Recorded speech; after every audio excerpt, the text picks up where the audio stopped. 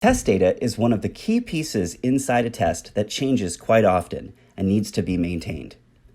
Every test case can have a data source. Parasoft supports a wide range of data sources, including our own test data management infrastructure, which can be accessed either on the desktop or in the thin client interface. We're going to look at the thin client interface today. You can find any type of data source with Parasoft's test data engine. Let's look at this one. It has nice flat data.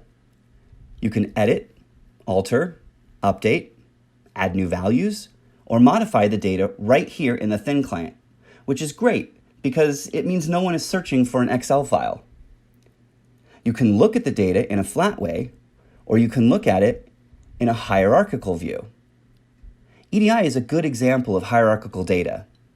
An EDI payload can be quite complicated, and having multiple tiers of data and being able to build and manage that data can be quite complicated unless you have an engine that allows you to easily include, exclude, modify, and add new data sets to it.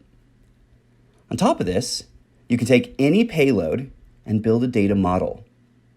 So here's a data model that's been automatically built from this particular payload. But as you can see, you can do them in all sorts of different ways, using different payloads, databases, anything that really has a schema.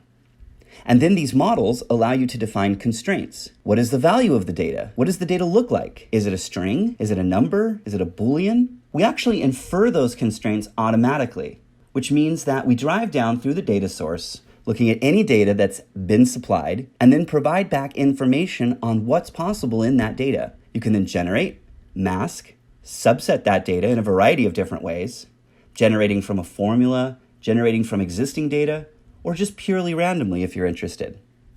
All of these things can be done manually to provision the data, or can be generated by a simple API call, enabling users to build rich and powerful data sets for their test cases, as well as maintain those test cases through global references, global tools, and global properties.